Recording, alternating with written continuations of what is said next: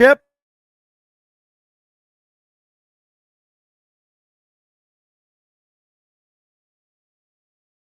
Our microphones are not muted.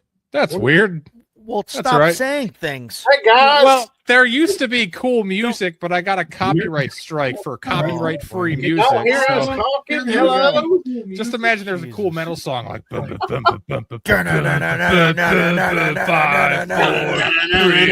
2, 1. Oh my God. You're welcome. I completely forgot about that shit. Did you really? I Oh completely my God. Oh my God. That was so good.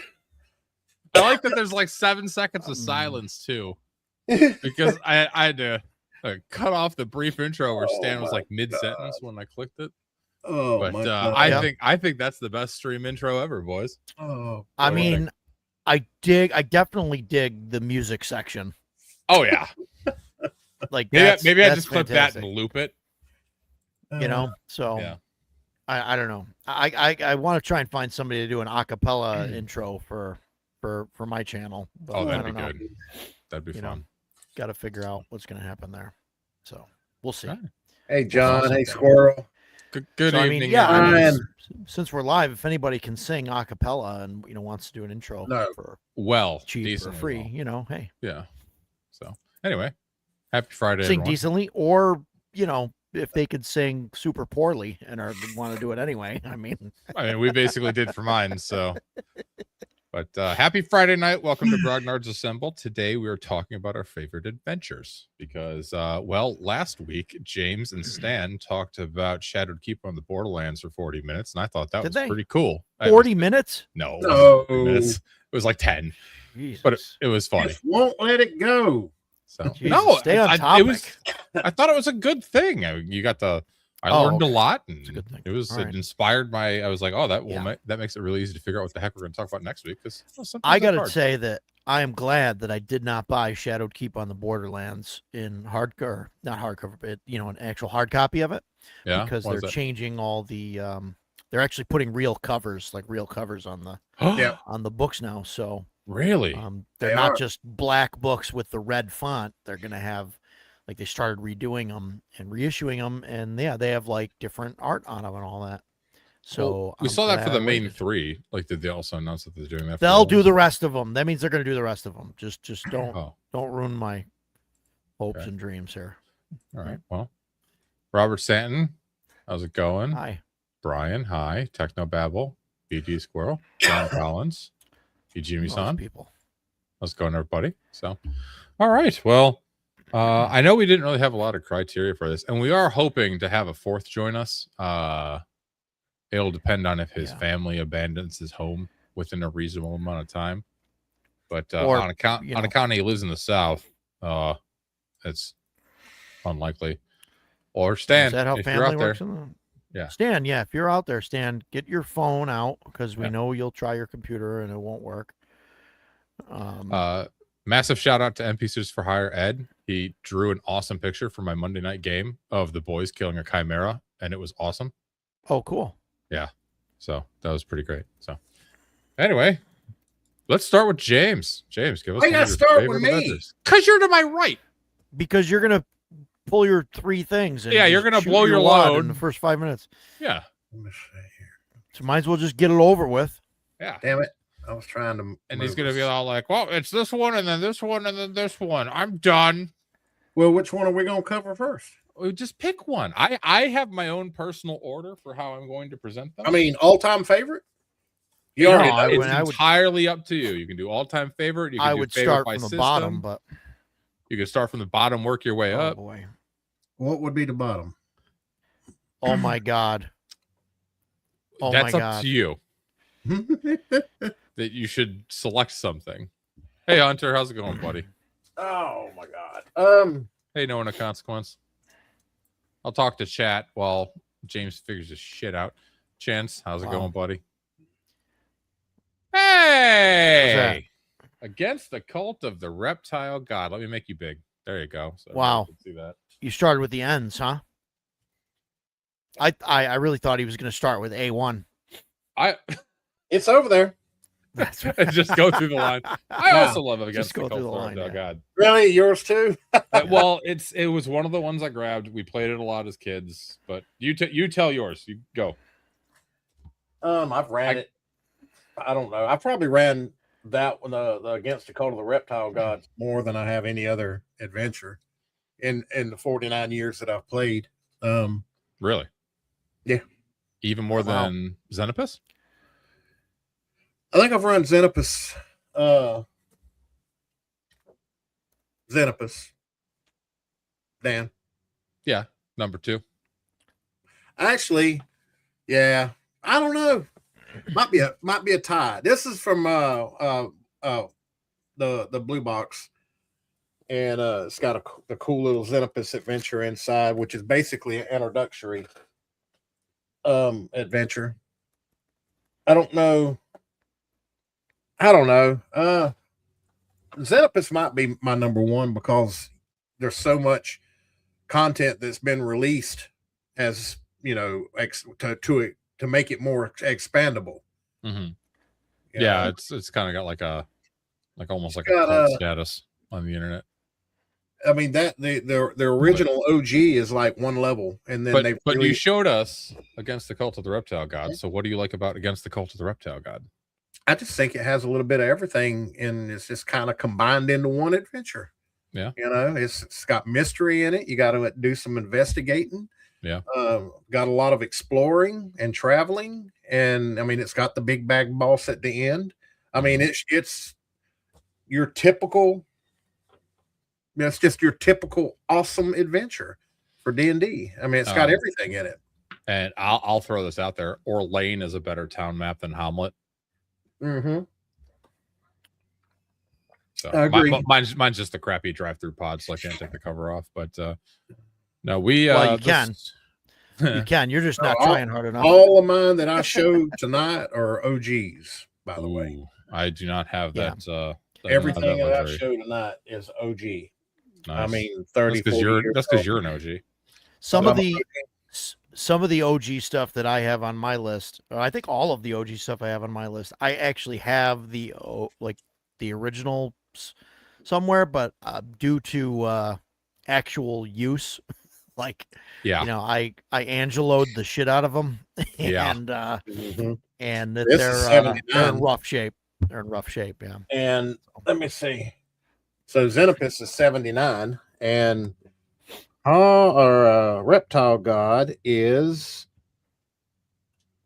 I don't see a copyright date on it. 1982.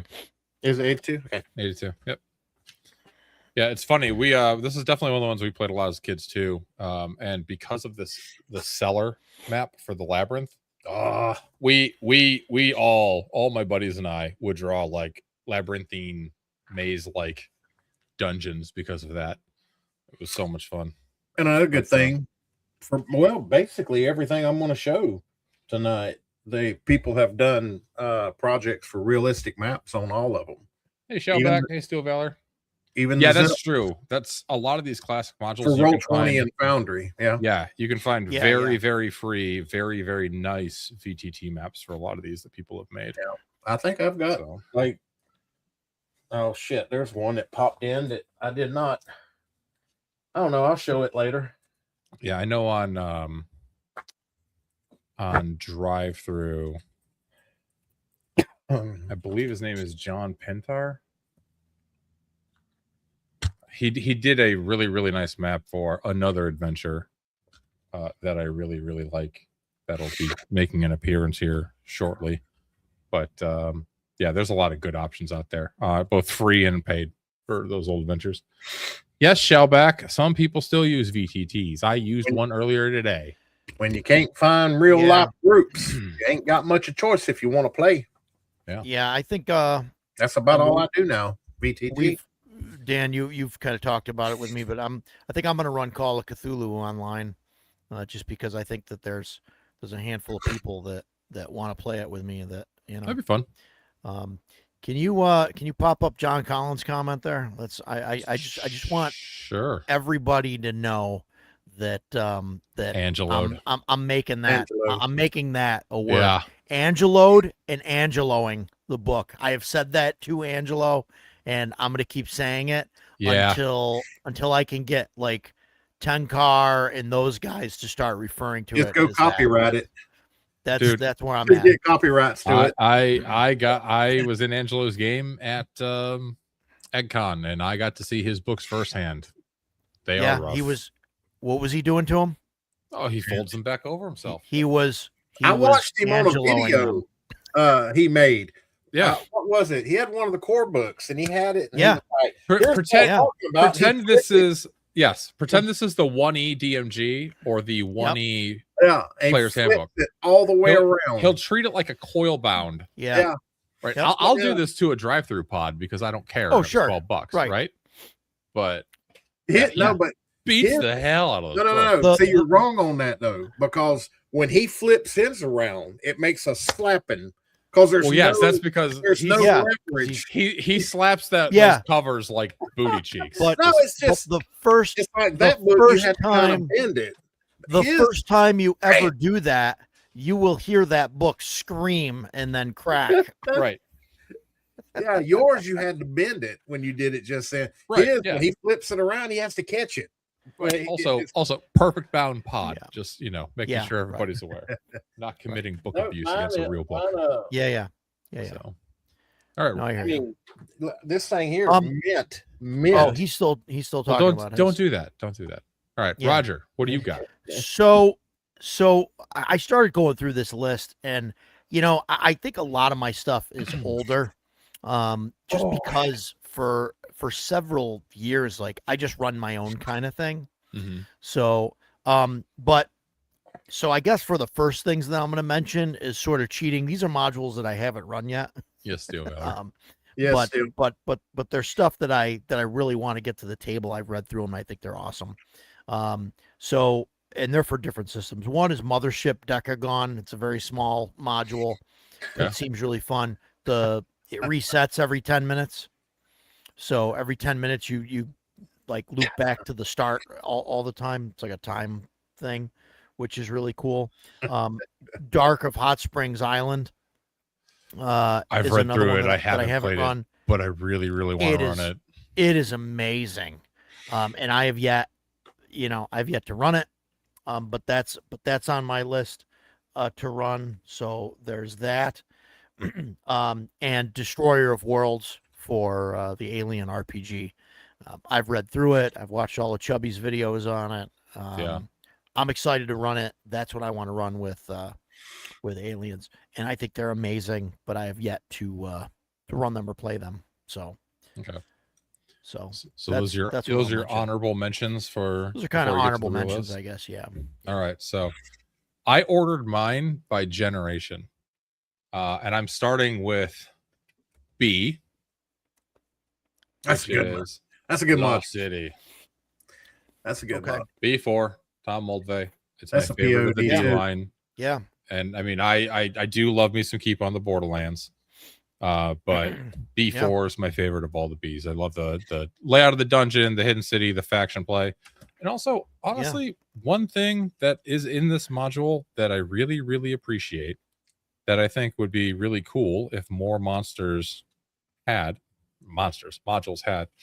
is at the end of it, they've Moldvay has a part 5 for expanding the adventure. Yeah. And it just gives you some like brief outlines and ideas Yeah. of how you could keep it rolling if you wanted to, which I think is just absolutely awesome. Plus, there's really cool monsters in here. That's cool stuff that they used to do. They don't do it no especially more. with the B modules, for beginner or whatever, basic, right? They had extra stuff in there. They did it with Keep on the Borderlands, where they're like, oh, hey, here's this other thing. You could figure this out and stat this out how you want it. Well, mainly the Cave of the Unknown and all that is just in BX. You didn't really get a lot of that after BX. Not sure. Right. Mostly BX. Sure. Yeah, BX were the ones that were meant to be expanded. So, but yeah, Lost City B4. I love this thing. Played it a ton as a kid. Love it. I also do love Keep on the Borderlands. Yeah. But this is my favorite of the B line. And thank you, No One of Consequence, for agreeing that it is a great choice. So, but since I mentioned the B and they go hand in hand, I have to say the X, spoiler alert, this is actually my favorite module of all time. Really? Yep. Yeah, it's up there on the shelf. Castle Okay. Amber. I almost pulled that down today, but I knew you was going to have it. This is absolutely, without a doubt, my favorite module of all time. I I've love played that it so much. I have run this so many times. You can do so many cool things with this module. There's, for those that don't know, high level, the party gets trapped in this mansion that's surrounded by mists that they can't escape, and there's a whole bunch of Amber family members going on in this weird, crazy mansion, and they all have different alignments because they're all insane. But like, you can like, one of the things I do when I run it, just when I run it is I'll take all the ambers and I'll roll like 2 or 3 times on like a random D100 madness table. So I kind of like guides how I'm going to like role play them a bit, but like I'll also randomize their alignment, and then I'll make factions based on their alignments. So you'll have the lawful ambers, the neutral ambers, and the chaotic ambers. So like, that's fun. But yeah, it's fantastic. I love it. It's kind of deadly, but it's a great time, and it's my favorite of all the X's. So yeah, Okay. I did not pull that one off the shelf because I said, nope, Dan's I've heard you talk about it in the past. I said, I'm not going to steal his thunder. that's fair. I appreciate that. You're wonderful. I didn't mean to do the N1 one for you. I seen you. No, you're good. I have a backup for AD&D anyway. So You knew Xenopus was coming though. oh yeah. So, all right, James, your turn. What do you got for us? So let's see here. I'm gonna do one more. And then like my next set is like trilogies, but I'm gonna do one more. Okay. How? Oh, Bone Hill. OG too. Yeah, That's a good one. Yeah. Bone Hill's good. Yeah. That is a really, really good adventure module. I haven't played that in a very long time. What do you like about Bone Hill? I just think it's basically like N1. It's just a well-rounded adventure. I mean, I got a soft spot for all the old school OG adventures from, back in the early 80s, late 70s. They're just, I don't know. I prefer, it's like, I was talking to someone a couple of days ago about the Drow adventures, that D1, 2, and 3. And each of those are like, 15 pages of actual adventure. And yeah, I love those because it doesn't handhold you like the 5e and stuff, where they write a damn book this thick. They give you the nuts and bolts and say, here, go have fun. And then you just expand the hell out of it. I could run the D series and all 3 of them together would be about 50 pages maybe.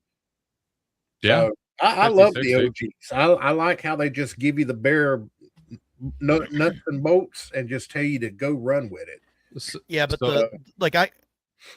go ahead, Dan. Go ahead, Roger. I'll wrap up.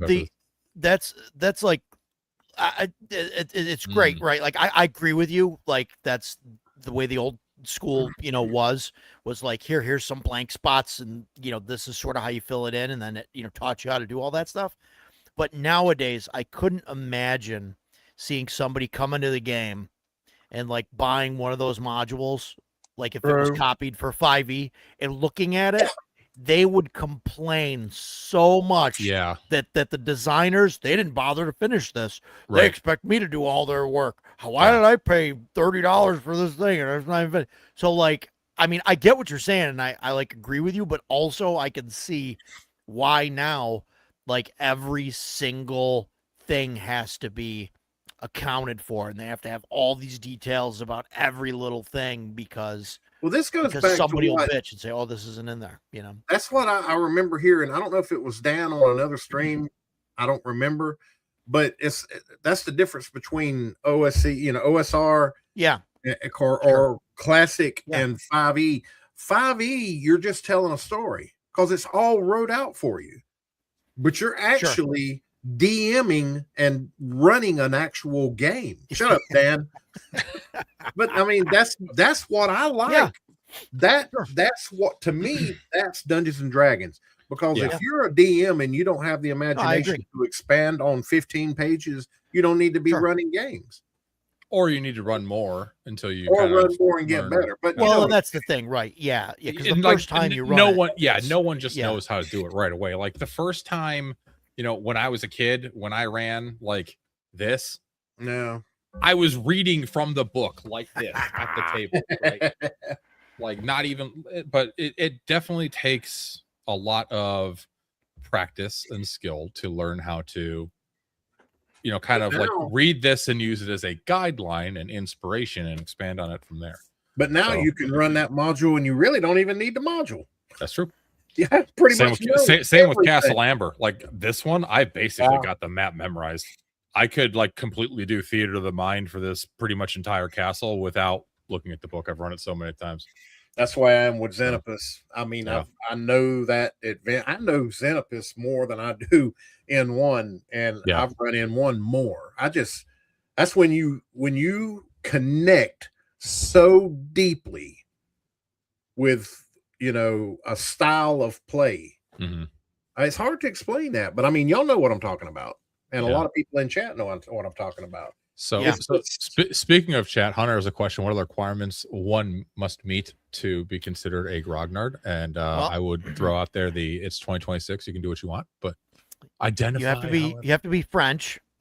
See. And Wait, no, we. something else. They're both romantic languages. It doesn't What matter. would be the actual answer to that? I don't know. It can't be age because I'm 41. I'll be 42 in a week and a half. Been playing since the TSR days, maybe? I mean, but what if you're new, but you maybe are so inspired by old games you make an OD&D clone that's cool? So the historical term, right, is it's French for like old soldier, like a veteran, Napoleon soldier veterans or whatever they used to call them that. Yeah. But what it's turned into is like a complainer, basically, someone that complains about stuff. And it was sort of used. No, I mean that's what it was used as like a derogatory type of thing. We reclaimed it. Most people didn't care, and we're like, taking it back. okay, I'll complain about your shit, So we do complain a lot. So yeah, so I guess all's you have to so my definition, right, or my kind of only requirement is that you got to complain about the new stuff and yell at the moon and Sam the old days. B10 is the best module. Night's Dark Terror is also excellent. That's on my short list. I think my favorite B is B1. Yeah, Into the Unknown. So yeah, I disagree with you hard, but yeah, I get it. I get it.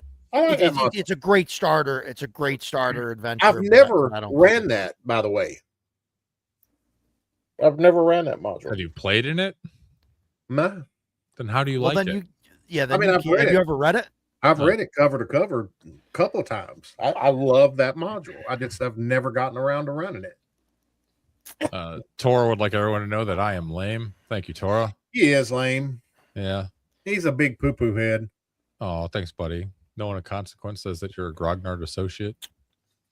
No, right. B1 is into the unknown. Isle of Dread is for experts. Isle of Dread is excellent. Yeah. So are we over? Oh, Roger. Yeah. So I was going to bring these up later because they're like higher on my list, but since you, Dan, brought up what's Castle Amber? X2? X2 and B4. I'm going to bring up the better versions of those, which is obviously X1 is the superior. No, I mean, look, I like X1.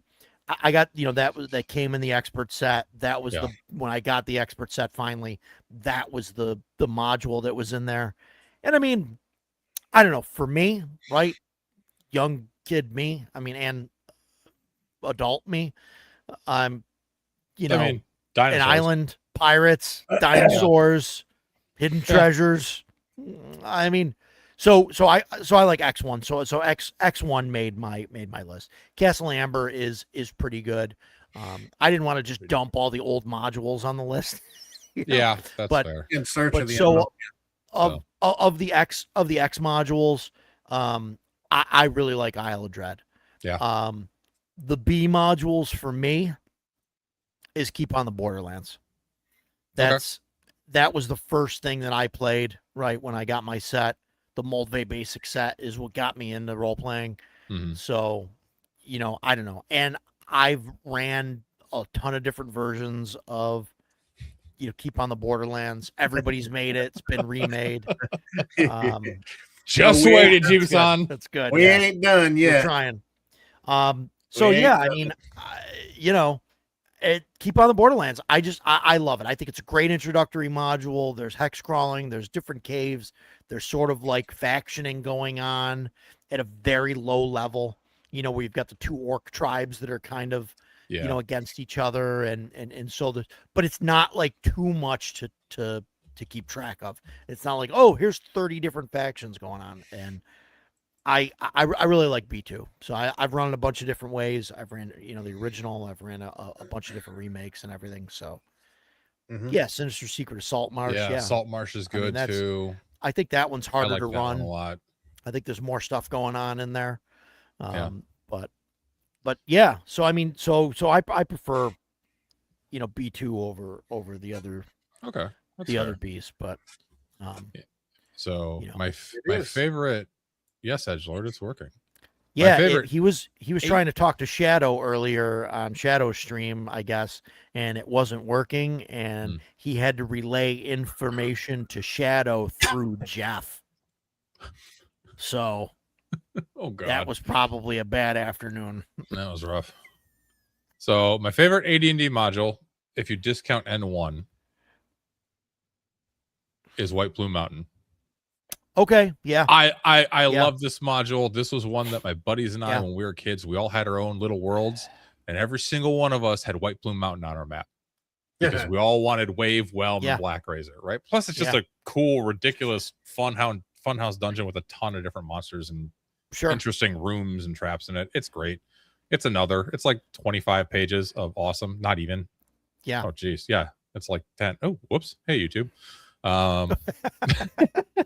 Whoop, demonetization coming. Okay, not monetized. Don't care. Oh, that's right. But, yeah, White Plume Mountain's pretty great. So highly recommend that if you're looking for a 1E module to play. It's a absolute ton of fun. So it is such a goofball adventure. I agree. Yeah. All right, we got some love for White Plume in here. The headlights, White Plume. Edgelord, that's good, yeah. Buster, yeah. See, I'm a good picker of things. Yeah, the people love my picks. I'm a man of the people. Yeah, until they hear mine, and then they just realize that. Shut up, Roger. All right, James, what do you got for us, buddy? All right. Well, if he is, I'm so happy because I'm in his Friday night game. Cool. Yeah, it's awesome. I should have put them in order. Yeah, probably should. So here you go, Roger. There you go. The A's. Wow. There you go. Yeah, the A's. He's got A1 through 4 for those the slave. No, those slave are good. Those are good. I know I was breaking your balls about it. That you were just going to list all the OG modules. In order, look, but put me back full screen. Thank you, Ed. Put you back full screen. I'm gonna show you something. But they're good. Yeah. Whoop, I gotta find it. Where's it? $1.99. $1.99. Fantastic. Yeah. That's cool. I mean, yeah.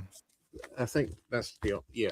Yeah, but like $1.99 back when that was printed in like 1876 when you were born, it's like $100,000 now. But these are these are also OGs.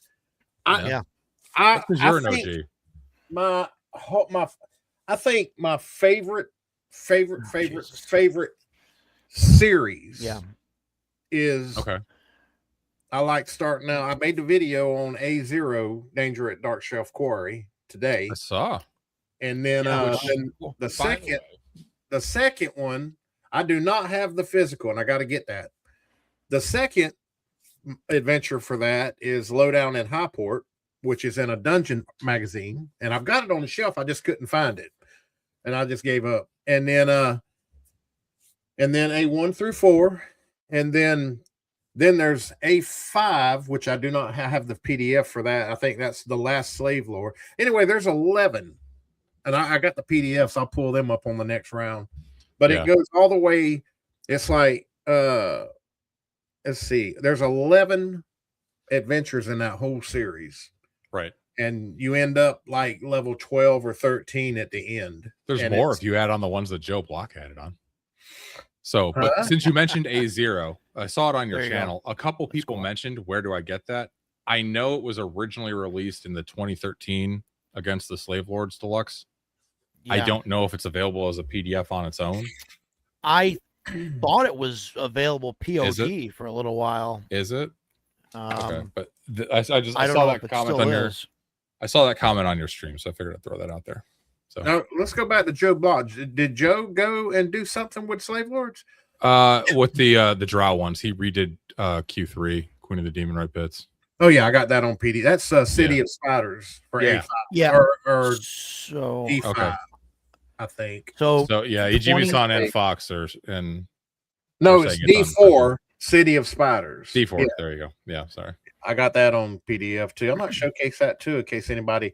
I mean, I'm telling you, and technically, with those 11 modules or adventures for this whole Slave Lord thing, you come out at the right time. I mean, I think you'll be a little too high for the Giants, but I think it works better if you just go straight into the D series. Yeah.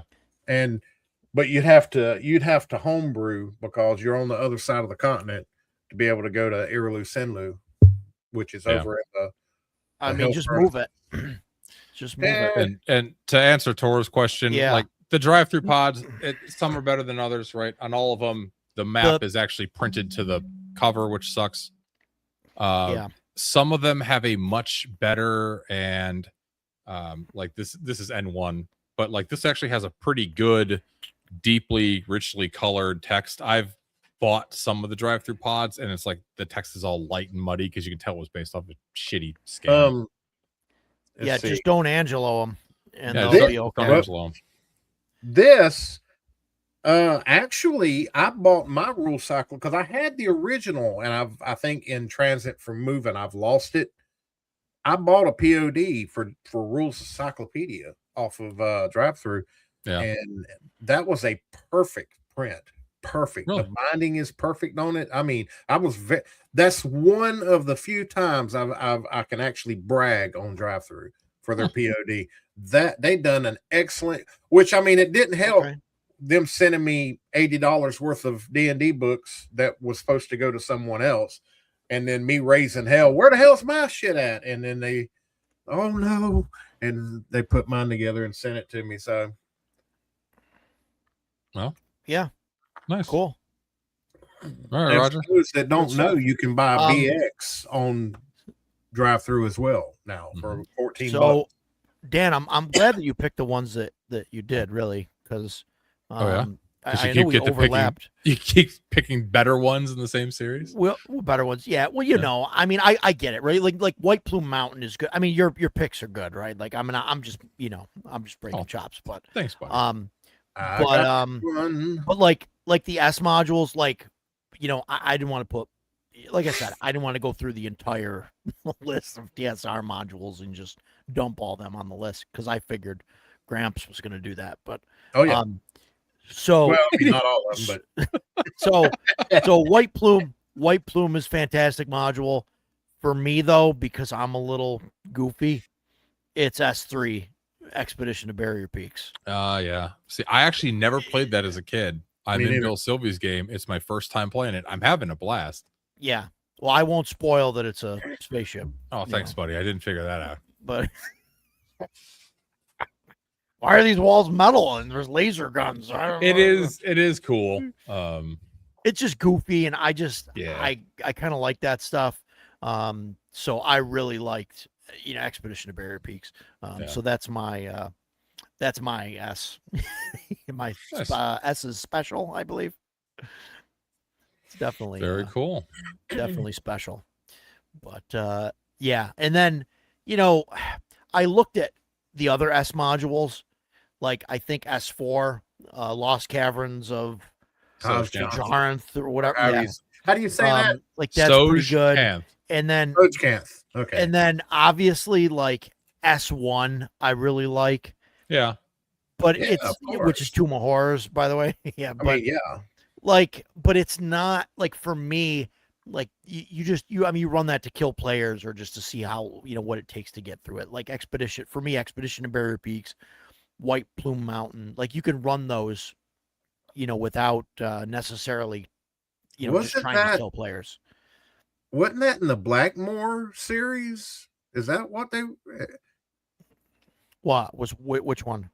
the post that I just put up? I forget what I know what he's talking AD&D about. adventure set in the desert with a sea of black glass. That's Dark Maybe I'm Sun, thinking- isn't it? What? That's Dark Sun. No. What do you mean? Black glass is what? The land of black ice. That's what I was thinking in Blackmore. Okay, Land of Black Ice. Okay. Okay. That's Is what it I'm the, thinking about. Yes. Yeah, Okay. I'm not familiar Because with the that one. land of black ice is in the Blackmore in Greyhawk. I don't know if it's in the OG Blackmore. But that's what I was thinking with the black ice. I might be wrong. Yeah, I guess it's not Black Ice, right? In Dark Sun, it's just the. It's the Yeah, it's the silt, North silt Great. sea. It's Yeah. like silt or the silt Yeah. sea. Yeah, that's right. It's above Iows and the Yeah. the wolf and tiger nomads and up there with the Yeah. egg of coot. All right. All right. So my favorite 2E module. This one's gonna be weird. Oh, I'm gonna have to get mine. I bet. It's gonna be weird. Whoop It's it out, kind of- big boy. It's kind of a module. It's kind of a setting. It is the Council of Worms box I set. thought you was gonna pull Okay. mine out. Yeah, I got. 2E. Ain't that a box set? It is a box set, but there are adventures in book 3 of the box set. And I remember this one very fondly because when it came out, my buddies and I basically spent an entire summer being dragons and, for lack of a better term, doing cool dragon shit. And like every week we would go on an adventure and then we'd go to dragon sleep and wake up and be a stronger dragon next time. It was just a really, really fun summer. Like, killing some dwarves, killing some giants, eating some winter wolves, all sorts of cool stuff. So I don't know if I I'm have sure by today's standards, it's just kind of like, but it was a lot of fun. It has a very fond place in my heart. Council of Worms was awesome. So that'll probably be the first one. Everybody's like, oh, that'll sucked, but that's fine. Yeah, it's interesting, right? The way that the first modules and the early stuff that you played, like it really sticks with you. Yeah, that was Council of Worms was awesome. But if I had to pick a module from, can't do any of the Dragonlance ones because they all suck. So Yeah. probably Choo choo. some of the Yeah. I played a lot of Dark Sun, but the Dark Sun we played was a lot of homebrew Dark Sun because the boxes were hard to find back in the day. Yeah. Yeah. So, all right, James, what do you got? Lost. Whoops. What are you doing? Oh boy. That's. I5 Lost to Martek. I haven't played that one. I'm not sure. I don't know. It just made me think of Something made you think? Shh. Second edition, right? Yeah. Well, I mean, you can do whatever you want. You do whatever you Actually- want. I don't have any second edition modules on my list. Right. Yeah. Well, This is just how I chose to put my list together. You don't got to copy me. Well, hell, this ain't even second edition. I'm gonna have to go to digging. Oh, Well, Jesus. I will throw this up as an honorable box set mention. Night Below. Night That's a good Below. one. Okay. Yeah, Night Yeah. Below is a good one. I thought that was the second edition, but it's not. I mean, I mean, you could Oh, it's probably run it in AD&D. second edition. yeah. You know what? Yeah. I know a lot of the stuff kind of in the transition period, they just branded as Advanced Dungeons and Dragons because it worked for both.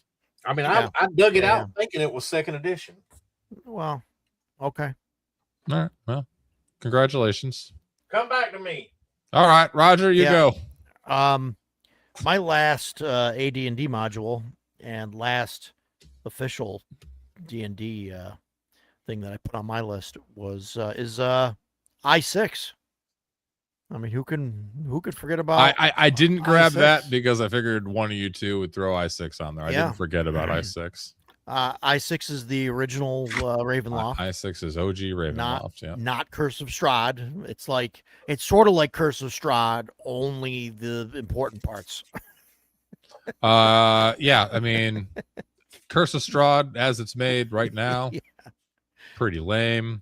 There Yeah. we go. Can put us down there too. I mean, I ran it. I ran Curse of Strahd, heavily modified. Yeah. And I ran it in Hyperborea.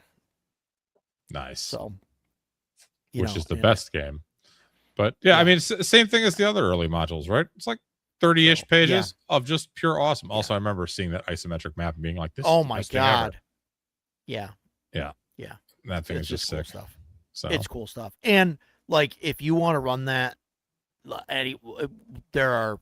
everybody's done a map of it. There's new isometric maps. There's tons of maps out there for it. Top down isometric, Free content, fully stuff, 3D rendered. There's all sorts of stuff for i6. Yeah, it's pretty sick. It's crazy. So, but yeah, that's like classic horror. I love what they did with the cards and all that, like in it. Like I don't know why they never carried that on, like and used anything like that in any other modules. Hey, Mark the Shark, how you doing? So yearly i6 Ravenloft is my most run. That's cool. Do you run it in AD&D, Ed, or do you run it like with Shadow Dark? Or I know what's his face, Sly Flourish had a pretty popular video on how he runs it as a one shot in Shadow Dark for Halloween. Sly Flourish, but I don't like the way he does it. But I don't know what he said. But tell us how you real feel, James. He don't like white people. Okay, we're gonna stop that right there. So he publicly said it. So I'm planning on running i6. I think I'm gonna run it annually with Blacklight, which I think that would be cool. Shadow Dark with Edgelords agrees with you, you pantsless son of a bitch. Yeah. I mean, he said it. Where am I at here? Come back. You should turn your camera on. All right, we'll go back. He said that on stream. Okay, he actually publicly said that. Apparently everybody knows, and I just don't. But I don't watch the stuff, so I don't care. Right. Anyway, moving on. Okay. Moving on. Yeah. James, which one were you grabbing with your no pants on? Which one is that? Haunted Halls of Evening Star. I have not played that. That is good. Outstanding.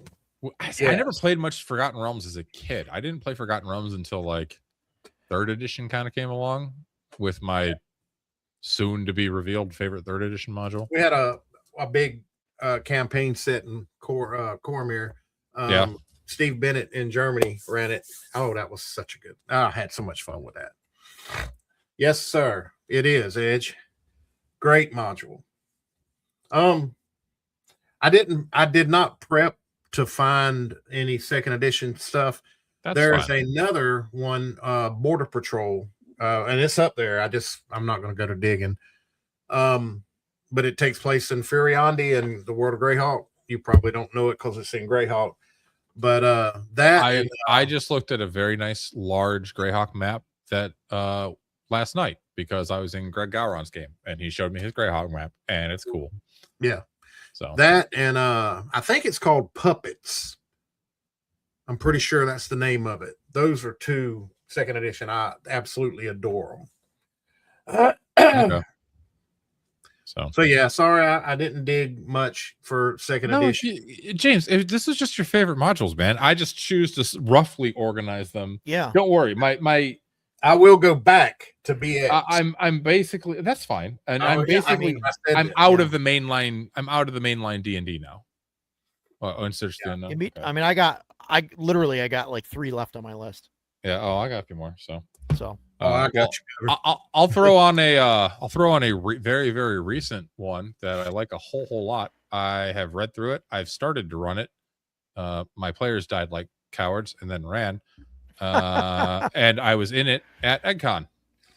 And it is Greg Gowron's Lost Tomb of Casca and Dying. I just bought that. Okay. Really? This is in my opinion 2 days ago I bought that. So it's for Osric. Ain't that that's a sequel or is that the first one in a series? This is his first one. He just kickstarted it earlier this year. What was the second one? The second one, the Kickstarter is going live in a week. Okay. So he hadn't done the Kickstarter. Okay. Right. And he's working on the 3rd one. Full disclosure, Greg's a great dude. He lives like an hour south of me and I'm in his game, but The way he built this module, it's built as an adventure site, and it's built as like a one-shot or a tournament module. So you're meant to get through it in about 3.5, 4 hours. And I absolutely love stuff like that because you can insert it into whatever you want. And it's just, it's like a, I don't know, 15 to 20 room dungeon, probably. Let me count. But, there's some cool stuff in there. There's it's a 14 room dungeon, but it's a lot of fun for 14 rooms. And he ran this at EggCon for me and Angelo and Blair.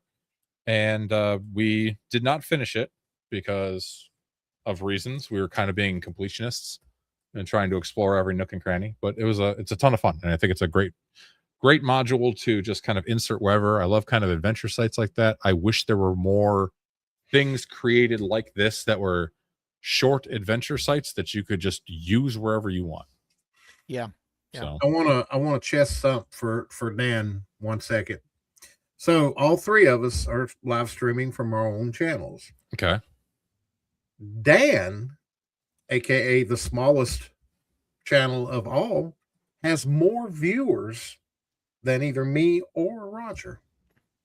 Yeah. Well, how? I mean, well, thank you. Because it's his show and he's, right. I'm chest thumping for him. He's running it. He's actually advertises it, I think. I do a little bit. Yeah. Well, thanks. I'm trying to learn how to help him grow. I'm trying to learn how to be a real boy YouTuber. Yeah. If he'd just released videos, I have two. Yeah. And how many you're doing fantastic. In 3 months. You're doing fantastic, Dan. You're doing fantastic. Yeah. I have what makes you happy. I have a ton of live streams that I've weaseled my way onto. Don't worry about it. Yeah. You're doing great. Smoking us and viewers. I can't say a word. Congrats. Well, thank you. Professor DM just said that he was going to 2 videos a month. So, wow. Oh, did he really? Instead of every Monday? He's going every other week now. No kidding.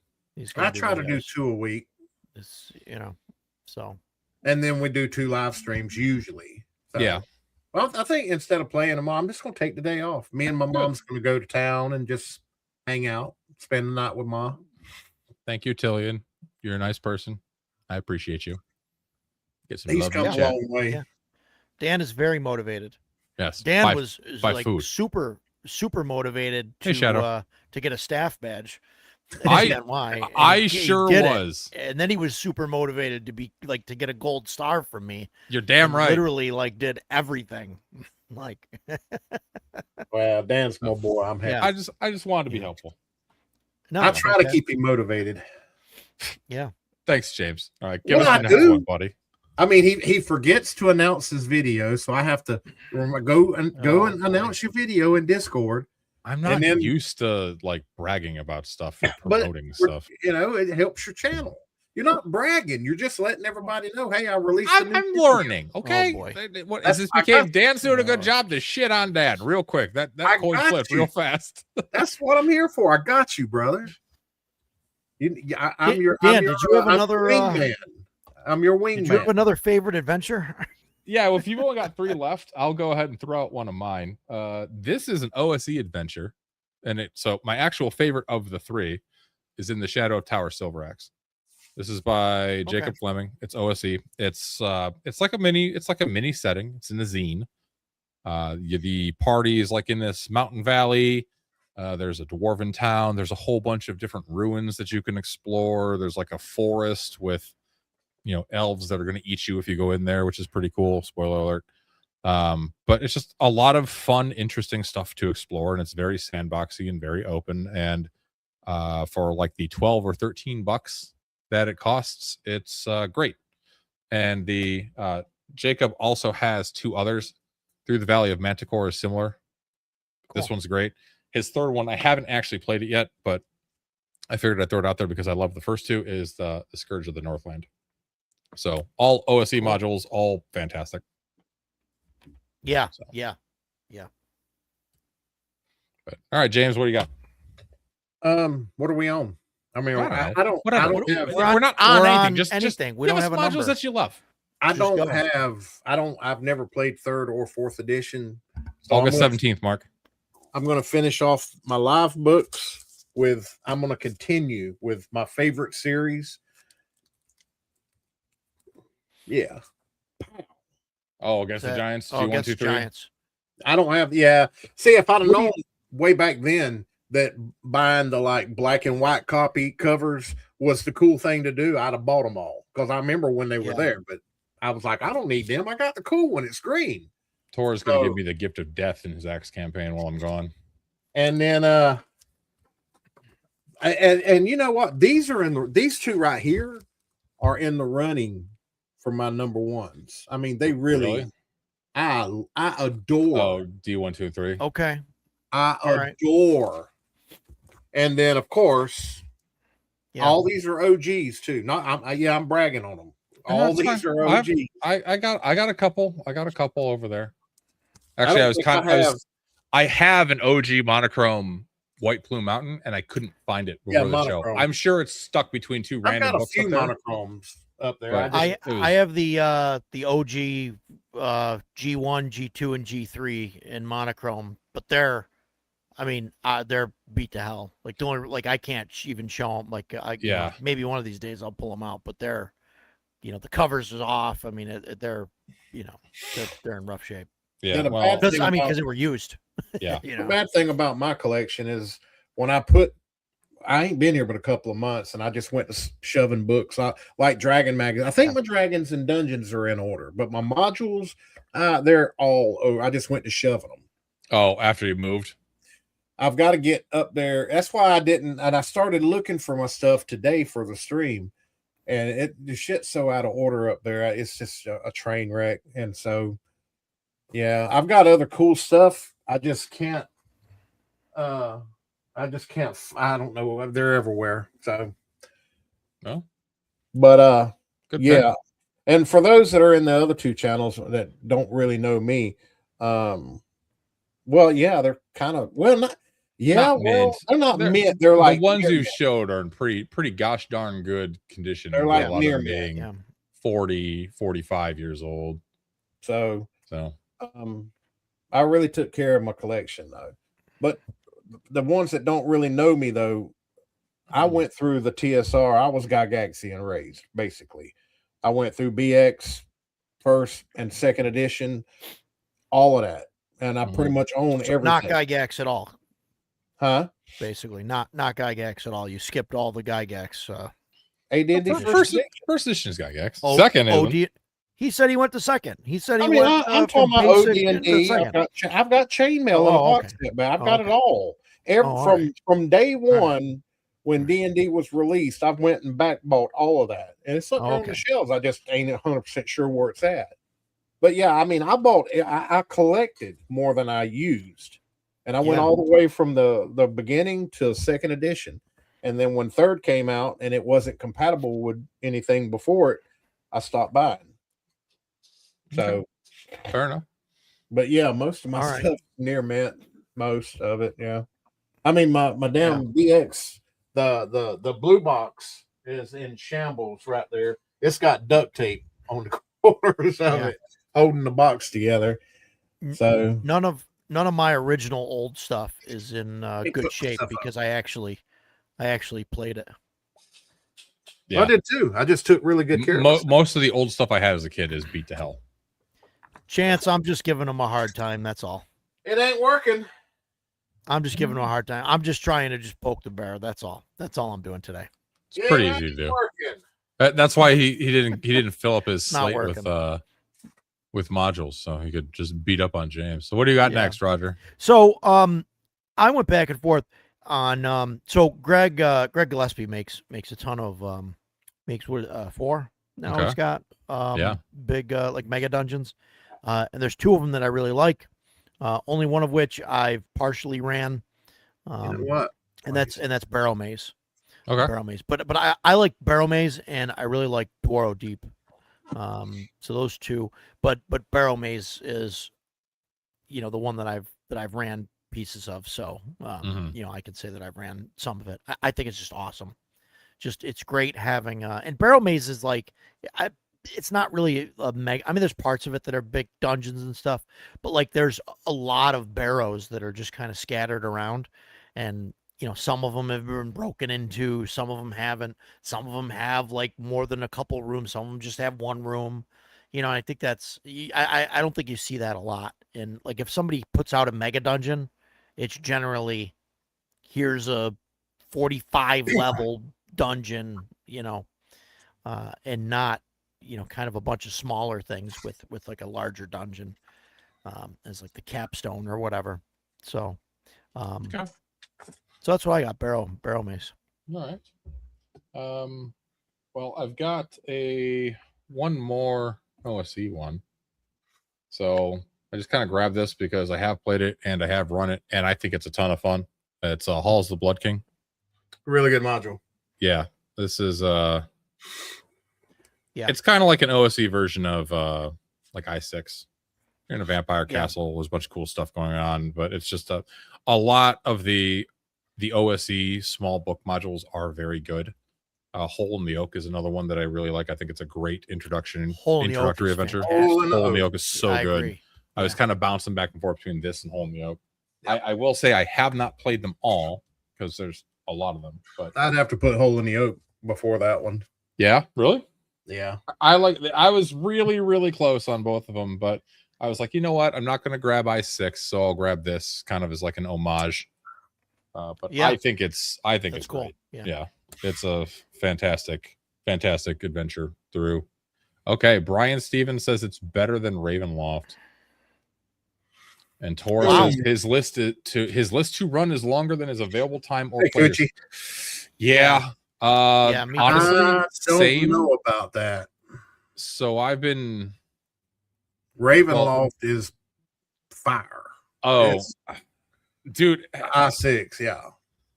There's a lot of really cool rooms and situations and stuff like within Blood King. It's really, really good. The art's kind of trippy, which is cool, but I think it's great. But to Tora's point, so Tora mentioned his list, his 2-run list is longer than he has time or players. Mine too. So I mean, I've always been, by and large, a very, very, very big homebrew guy, and just kind of using modules as filler or like dropping them in, where I need some help, where I need to fill something out. But I'm starting to just kind of find the joy in just running them straight up as their own thing. Yeah. So. Yeah. I think that's fun. Yeah. So some people can't do it that way though. Like they have to run like a game and then put stuff in it. And that's done both ways. Yeah. Yeah. I'm bi-modular. Sometimes it's just fun to say, hey, I want to run this higher level module or whatever. Right. Yeah, exactly. Without having to get up to it. Without saying, okay, guys, in 4 years, when everybody's 7th level and we don't die, I'm going to run this. And it's like, right. Yeah. It's like, no, next week we're rolling up, everybody roll up 2 7th level characters and send one of them into the thing. And, Yeah. Yeah. So Tora likes Sinister Stone of Sakara. That's for Axe, the first one. Ed asked if anyone's played Lich Lords. I have not. I've never heard of it. I haven't. No, I've not. So, all right. James. Oh, shit. You caught me off guard. Oh, no. What are you going to do? Oh, boy. Open a PDF? Get the next one. Oh, my God. I'm going to pull all of these and just pump them out. And these are PDFs. So I get to actually showcase PDFs this time. Okay. I'll even add them to the stage. Why? I can do it. Okay. I didn't know if you wanted to multitask or if you wanted me to help. Window. No one of consequence says roll aids came out. I'm not familiar with roll aids. Roll aids is good stuff. Ow. Die, Marquesa, die. The Marquesa series, which actually that's the last one.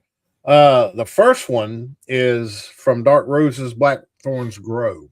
It's the sequel to The Last Slave Lord in a dungeon magazine. I forget which dungeon it is. I've got it. I'll have to pull it up. And go ahead. Let's see here. Boom. Which one is it? I think it's 31. 31. Yeah, The Last Slave Lord. it's basically if you let, and I forget his name, the cleric Mordramo, ain't that his name? In A4, if you let him escape, he retreats to this place, and then this one comes after that. So this is like, these are all from Castle Entertainment.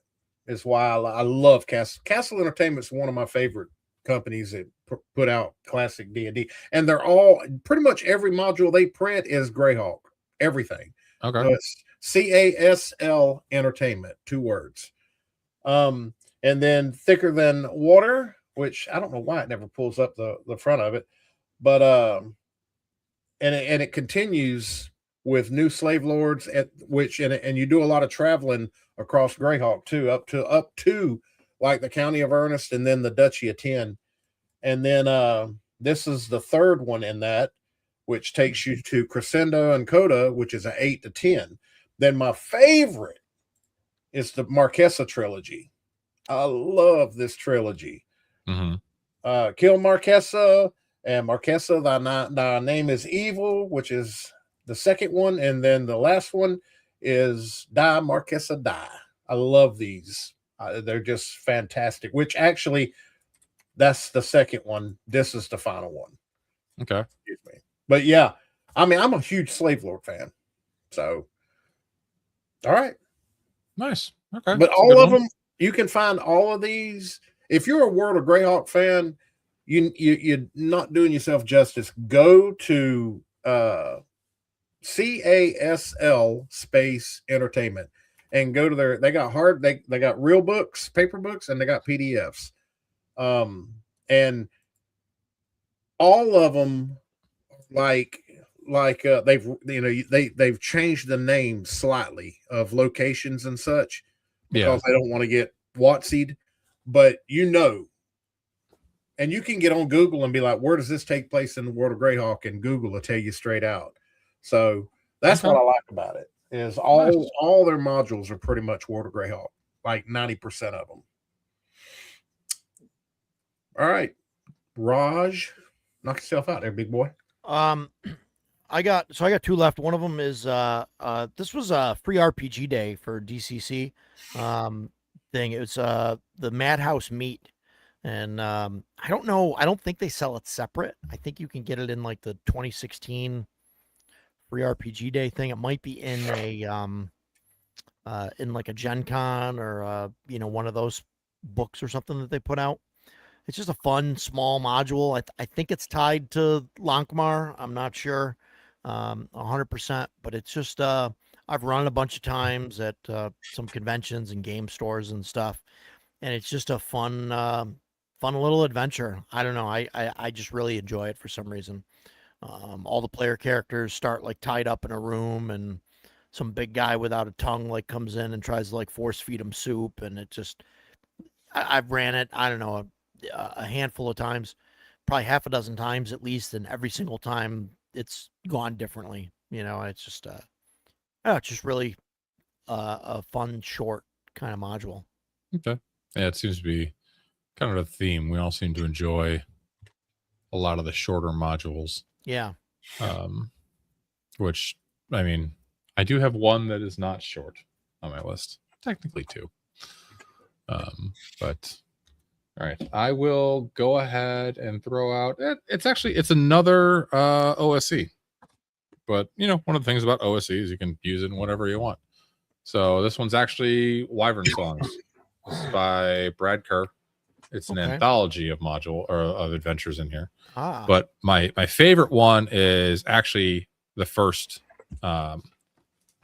The first one of the book. It's called The Sinister Secret of Peacock Point. It's a really fun adventure site dungeon crawl for first level characters with some interesting things going on in it, and you can pretty much put it wherever you want. The other ones are interesting, but that's my first one. So without spoiling everything, you're in like a pirate hideout, kind of exploring it, looking for treasure, and trying to do some things that you were hired to do, and there's some less than savory things going on there that can eat you. So, but it's a lot of fun. I enjoy killing low level OSE characters with that one.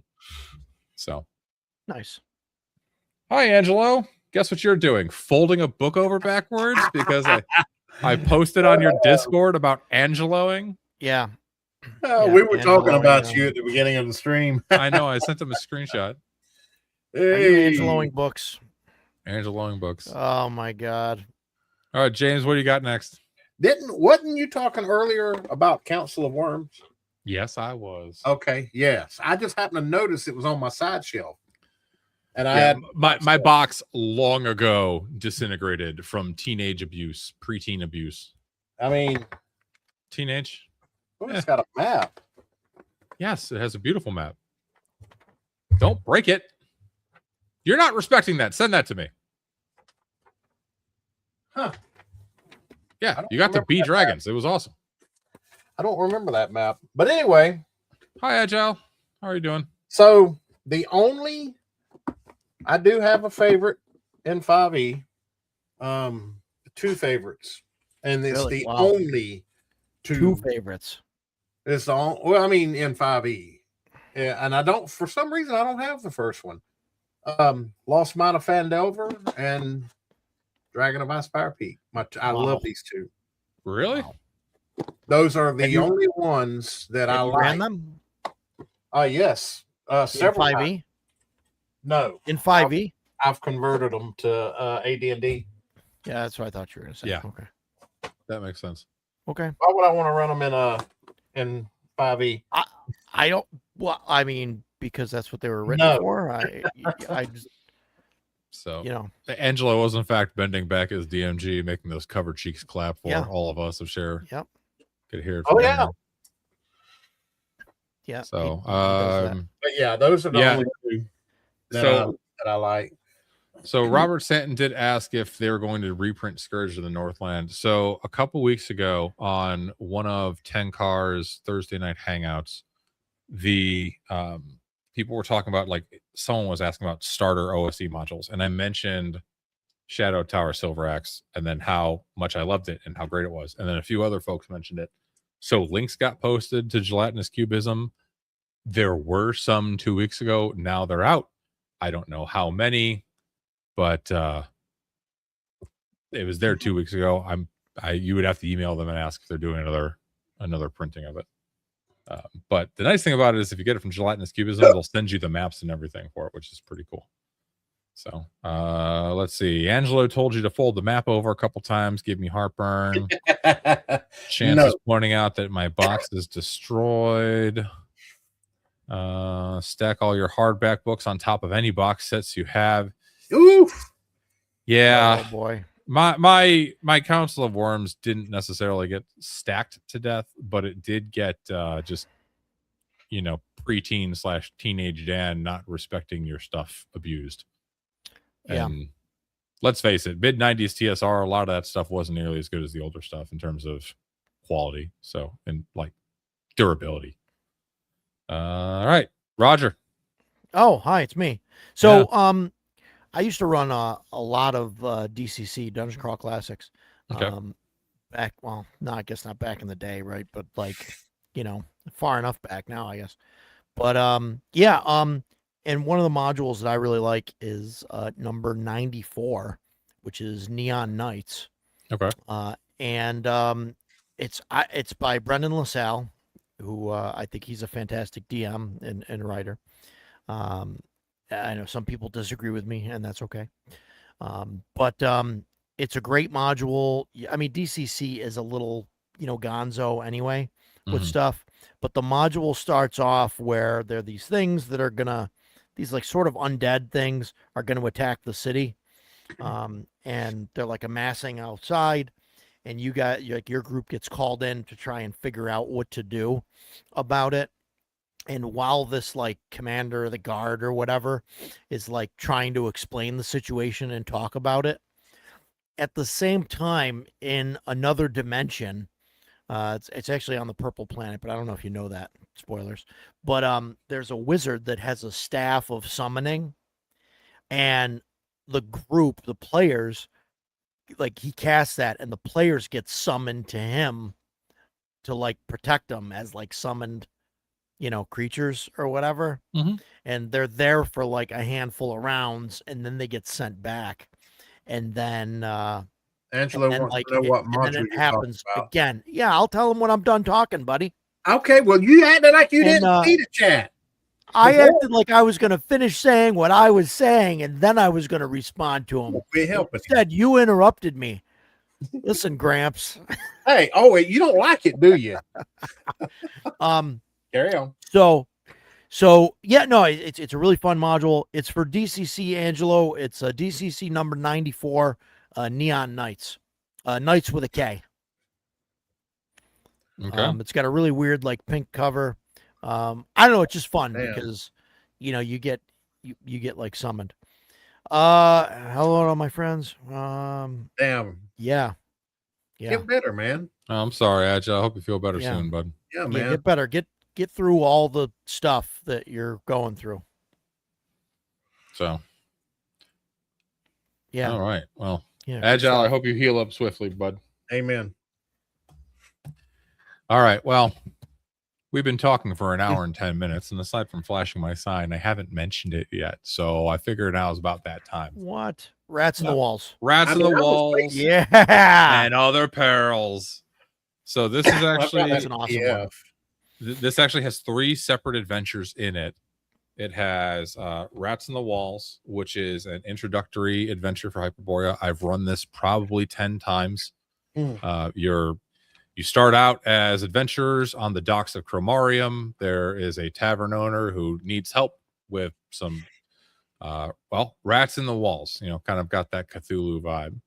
And it's a great little adventure site. It's awesome because you can plug it in anywhere because it's just a tavern on the docks, and it has a map, and you can put it in whatever city you want. So I'm a big fan of it. The other 2 are called the Lamia's Heart and the Brazen Bull, which are also quite good.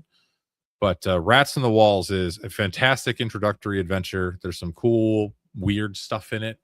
Some almost like mythos type, slight horror in it, and it's a lot of fun, and it's a fantastic module. I actually wound up running this at North Texas this year because I was in an OSE game, and the referee didn't show up.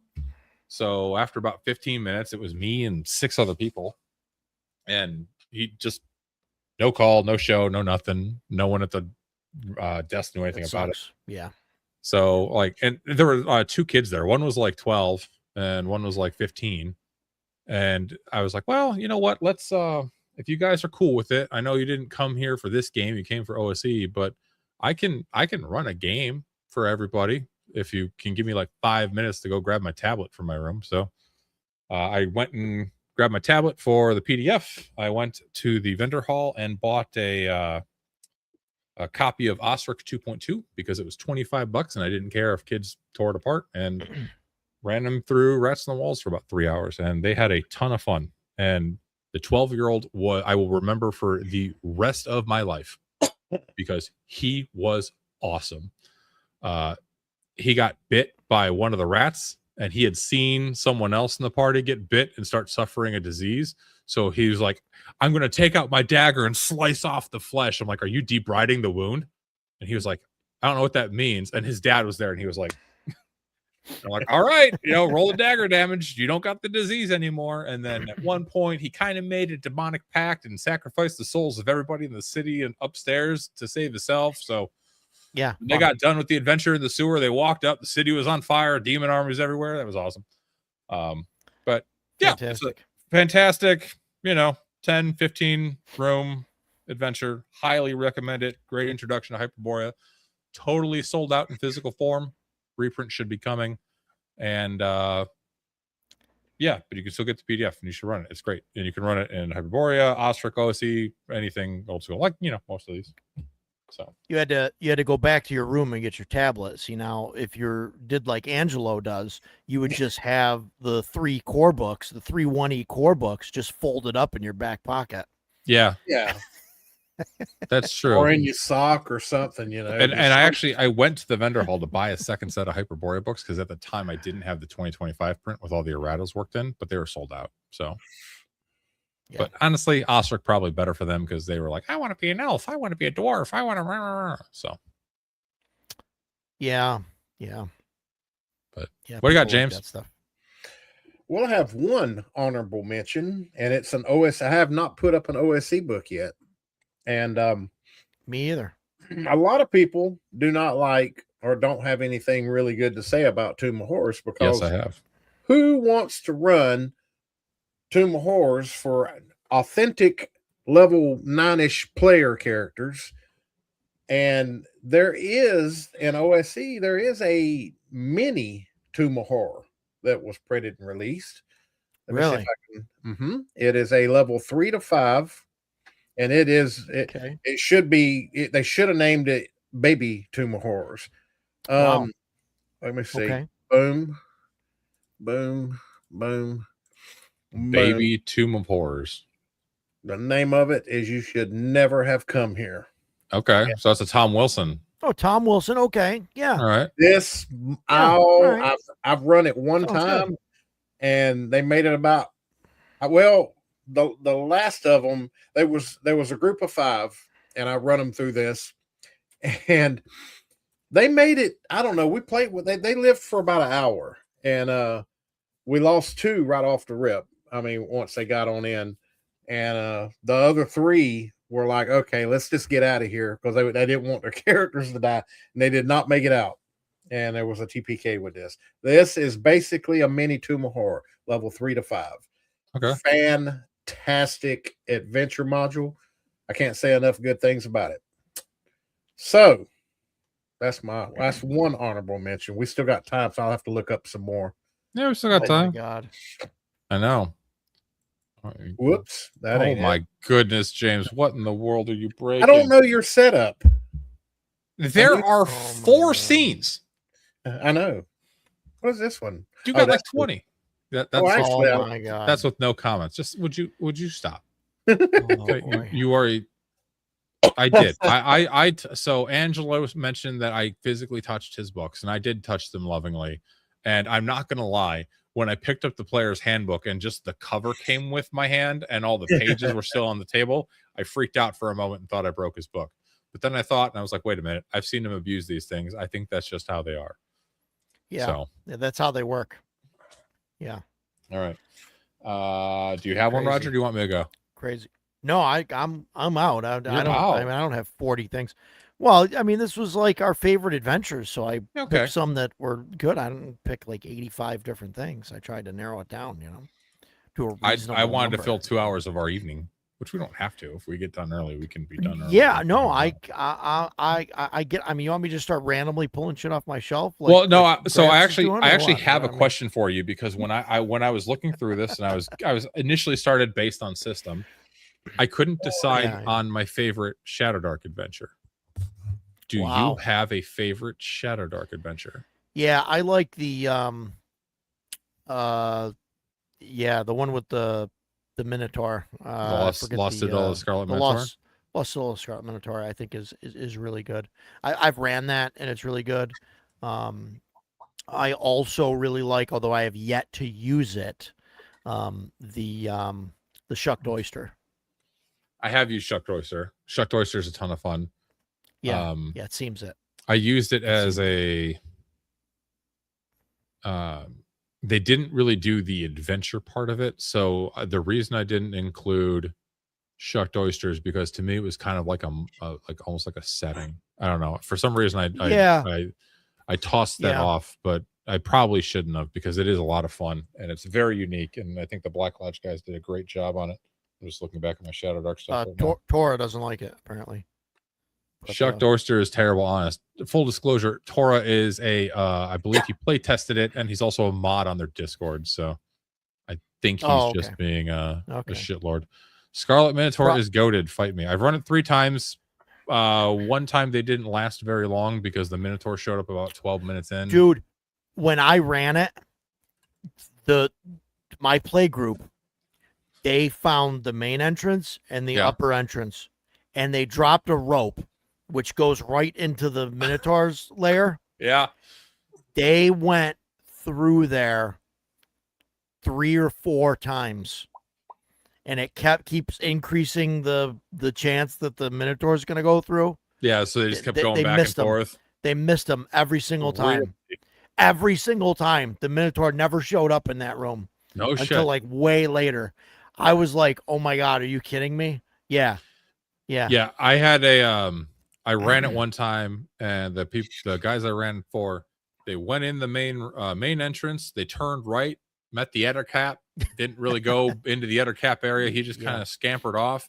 They turned left and went, at that first T intersection, they went into the left room, ran into the Minotaur, and all fucking died. Oh my God. Like, no joke. This was at a game store. It was like 15 to 18 Crazy. minutes of a game. And I was like, well, we can make new characters and we can try again.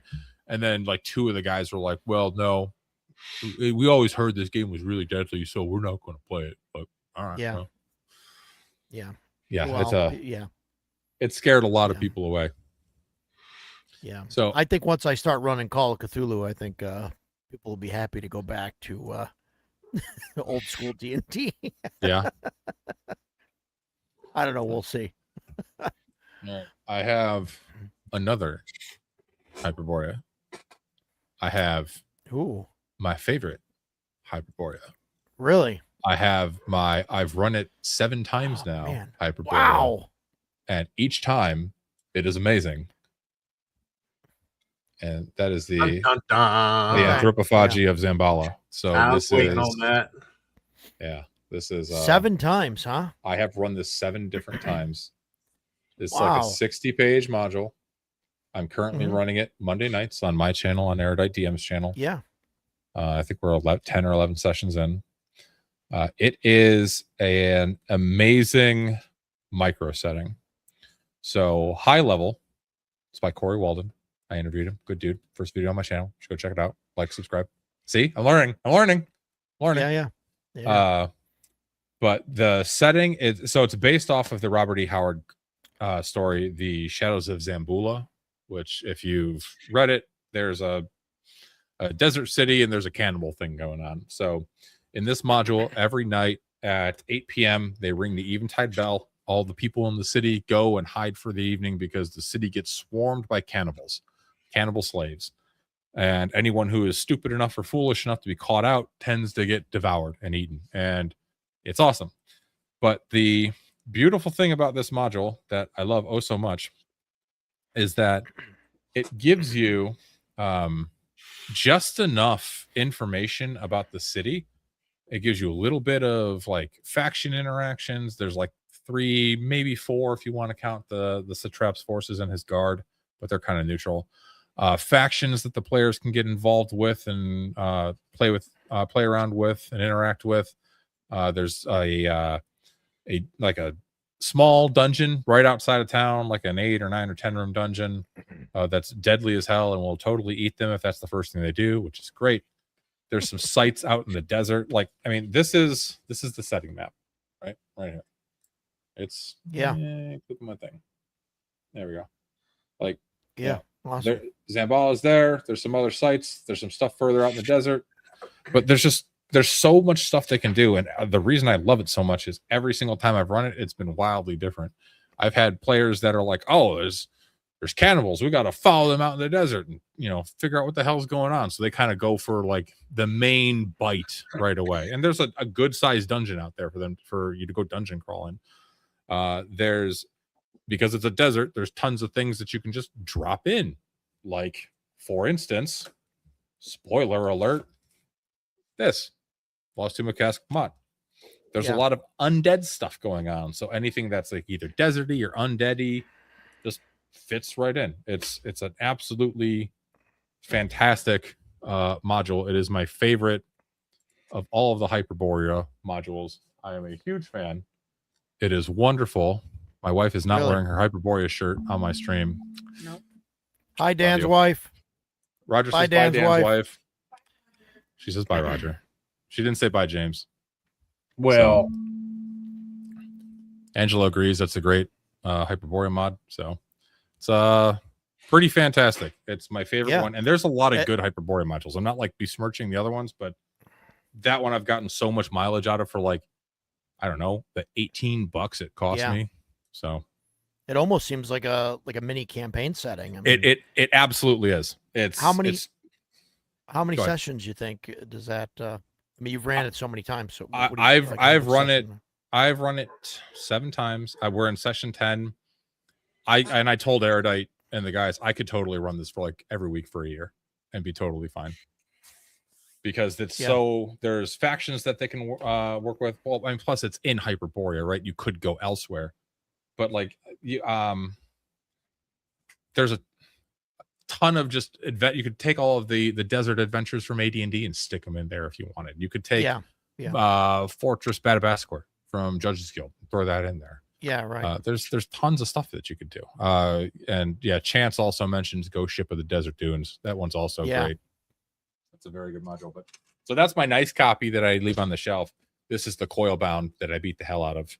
And I do the Angelo, but since it's coil bound, it's not hurting the book. Because Now, when did you print that, or did you buy a copy and just cut? No, I printed the thing off. Okay, Yeah. printed it. Okay. Yeah, I have a buddy that has a coil I've binder. seen a lot of people that coil bind stuff, and they basically just You can get a coil just binder on cut Amazon for like $120. no, I know. I think I'm gonna buy one. I've got a comb binder. Yeah. And I like that because that one is electric, and I got a really good deal on it. So it has an electric punch, which is fantastic. But I'm thinking about buying a coil binder and doing it. Have you all played Barrows in Borderlands? Well, I'm playing on since- Thursday in Barrows in Borderlands Discord. Huh. Go ahead, Roger. Since you mentioned that, I like Barrows in Borderlands. Same. There was somebody from Barrows in Borderlands that was supposed to be here today, but I forgot his name. That's why we're running a bit ahead of schedule. Mr. Matthew Tapp was supposed to join us and be our 4th. Yeah. Yeah, he was going to come on, and then he's got some stuff going on. But yeah, I've played Barrows in Borderlands. I've got the box set over here. There it is.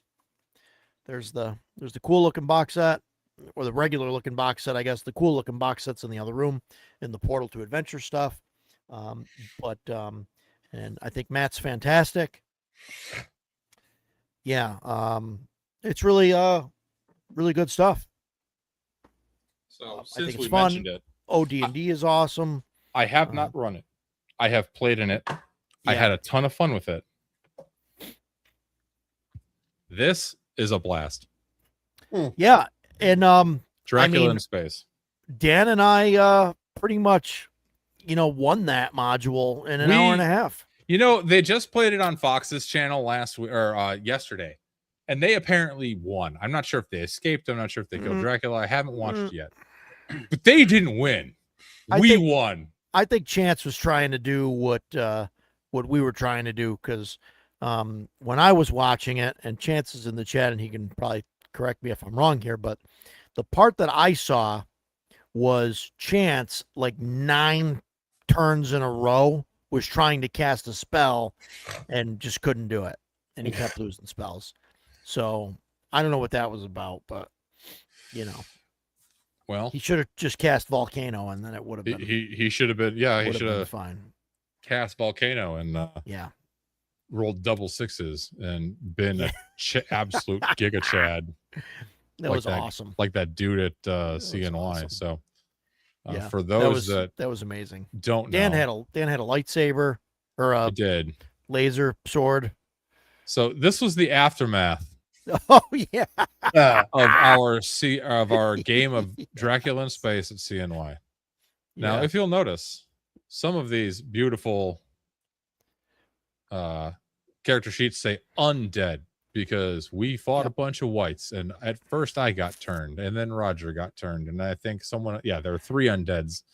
But at one point I was running around. I had previously found a laser sword, so I was a white running around with a lightsaber killing people. And then the last guy alive, Badass.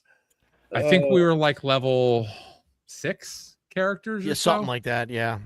And gonna stop sharing Google Photos before I accidentally share something that's definitely not YouTube appropriate. I'm kidding. But the last guy alive was running through the ship, trying to like hide or save his life or whatever, and he decides to just try to cast a level 12 spell called Volcano. It does kind of what Yeah. you'd imagine. It summons a volcano. And Barrows in Borderlands has a 2d6 casting system, which I appreciate because Vancian's boring. And Sure. yeah, it's he rolled two Yeah. sixes, and Dracula's spaceship basically got burst into space junk, and it was awesome. It was a fantastically fun time. It was amazing, and I chalked that up as a win. We won. Dracula couldn't survive that. We won. His house became a volcano. His ass is grass. You know, that was a win. Yeah. So it was a good time. Yeah. Yep. So yeah, an absolute win. So, but your favorite Shadowdark though is Scarlet Minotaur. I mean, if you look at like the official stuff, I mean, the non-official stuff. There's the I really like the Keep on the Borderlands interpretation that oh man, I can picture it. It's not Shadowed Keep on the Borderlands. It's something else. I know which one you're talking about. I got that right over here. There's a village on the Borderlands. No. It's for Shadowdark. Oh. It's actually made for Shadowdark. Letters from the Dark. Yeah. Letters from the Dark Borderlands. Yeah. Yep. So that's really good because it's Keep on the Borderlands, which I like, and so I ran that, and it's good. I like that stuff, but yeah, official stuff. I really think that she did a great job with the Minotaur. Because there's like that. There's like the Pillar Room, which is really fun. I think it's a fun kind of puzzly thing, and people try some goofy shit, and I think it's interesting. There's the whole dynamic with the Ettercaps going on and the Beastmen, and there's a couple like NPCs that are in there. I mean, there's some stuff going on, and they all kind of have like their own kind of thing. And like the Beastmen are like the only ones that know where the secret passages are and all of that, so they can get around. I mean, there's just a lot of cool stuff in there, I think. Well, and I think that kind of touches on something we started talking about earlier too, with some of the older modules. I really like dungeon crawls that have the opportunity for faction play in them. Sure. Mm-hmm. Yeah. Right. And you can do that with the Ettercaps Definitely. and the Beastmen, and but like I had Lost City. That's one of the things that's great about that module. There's different factions in there, and I insert it into what was that? I think there are like 3 factions in that. Yeah, there's 3 factions in the Lost City. Yeah. It's been a while, but because it's like a trilobal temple. I'm thinking trying to think of the map. So yeah, I'm pretty sure it's 3. But it's I think their faction play in larger dungeons is important. And I think so. It gives it a lot of replayability too. So yeah, especially when you're running it, because that's not the exact same every time. Yeah, right. Yeah, I think I don't know, Tora. I get it, but I don't know. I prefer like smaller, dungeons and stuff. There are times where I want to run a large dungeon, but if I want to run a huge dungeon, like that's something that I want to tell my players and say, look, I want to run, a large dungeon, and I want to run the world's largest dungeon or whatever it is, right? But Shadowdark is really designed to, you go, you come back, you go, you come back. Like it's just one day at a time. Yeah. You really can't run like a mega dungeon with Shadowdark unless you do it the way that like Diablo 1 worked, where like every couple levels you go down, there's a door out, and so you can get back into that level. Because if you have to go back and like if you've got a 20 level dungeon and in Shadowdark you leave for a week, right, and then come back, and it's 2 weeks or whatever past, like now you got to go through like the first 4 levels again, like to try and you know, Right. to see if anything, you know, came back or is like living there again or whatever, to, you know, to fill it up. So yeah, I mean, well, look, Shadowdark plays for me anyway, right? I love the Fafhrd and the Grey Mouser stuff, Fritz Mhm. Leiber stuff, Fafhrd and the Grey Mouser, and I think Shadowdark runs perfectly like that, because Fafhrd and the Grey Mouser at the start of every story, they were broke at the tavern, and then something would happen, and they would go out, they would do their adventure, they'd come back with a bunch of gold and stuff. They'd come back, they'd buy drinks for everybody, and they would party. And then you know, and then the next story they're broke again, and it runs exactly like that. And that's just, you know, that's how it works. And I love those stories, so I think it's fantastic. But I mean, you can't do that forever. I mean, which is why obviously you have things like the Western Reaches now, and you know. So I do have 2 Shadowdark modules that I have played in but not run, but I liked what I saw, and one that I haven't played or run, but I've read through it and I really like what I've read. So if I guess it's my show, I can do whatever the hell I want. I'm allowed to do whatever I want. If you're allowed, So, yeah. Well, your yeah. name's on the. Well, I've been married for 14 years. Guy asked permission. You get used to it. So Lord Mattias, Matt Austin, he did Living Darkness Volume 1. And I have not run this. I have not played it. I tried to get in this game at North Texas, but at North Texas, every Shadowdark game basically filled up instantaneously. Yeah. But I like some of the design stuff he did in here is very interesting. And like the first one, The Haunting of Ashenshire Keep, he has a D12 table for like this witch that's haunting the keep as you're exploring it. Fantastic. And eventually, once you roll a 13 or higher on a D12, she attacks and then disappears. Yeah. Right. So, but how do you roll a 13 or higher on a D12? Well, every time you roll it, you add 1. And there's certain situations where not every time. Yeah, now it's like 4, 5, 6, or 7 or something or whatever. Yeah, yeah, 5 through 10. Sorry.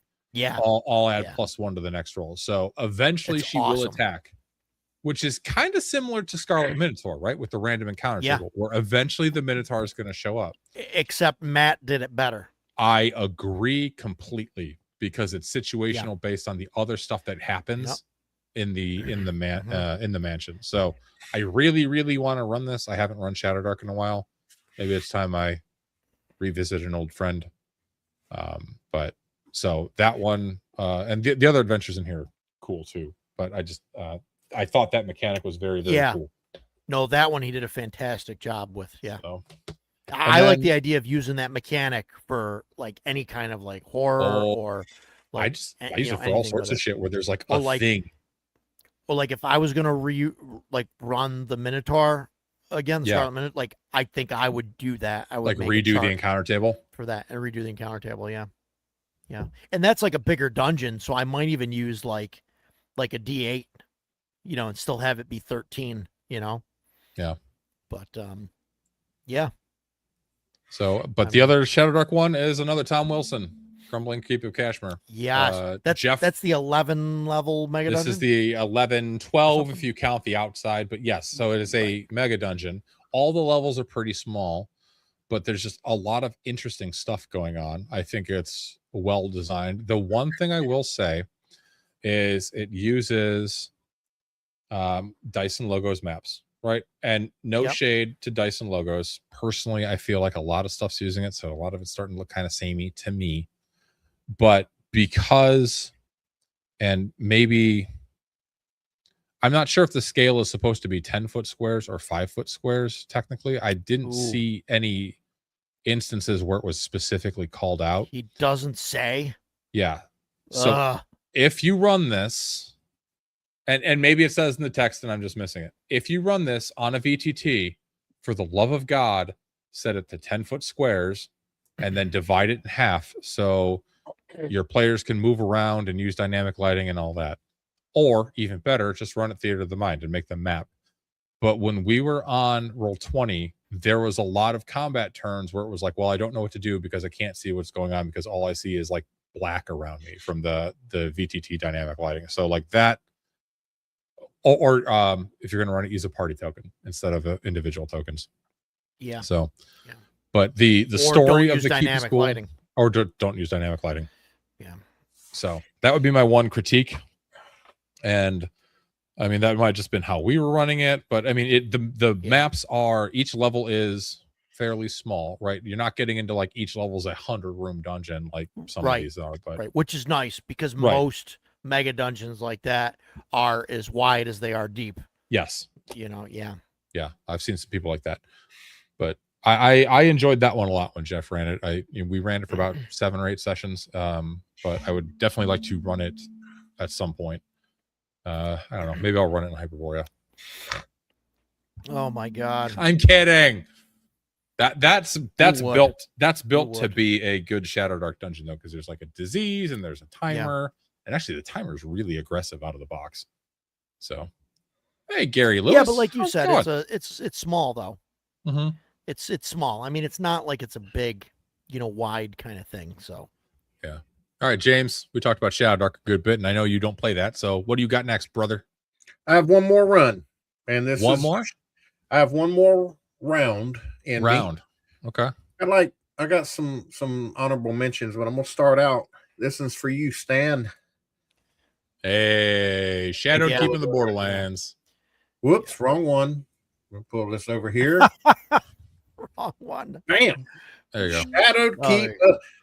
If you guys don't know anything about this module, you need to go to Raging Swan Press. And they have 3 different versions. I think the 2025 is the last version, which is the one I got. I got the 2023, 4, and 5. This is an insanely well done adventure. And like me and Stan talked about, when was last week, Dan? Yeah, it was last week. It was literally a week ago tonight. Where we talked about Gary raises a good point. Like, subscribe all the streams. Thank you, Gary, for doing the YouTube thing. I'm not good at that. They play tested this with like 10 different groups over a period of 3 years before they ever release this. This thing has been tried and tested to death.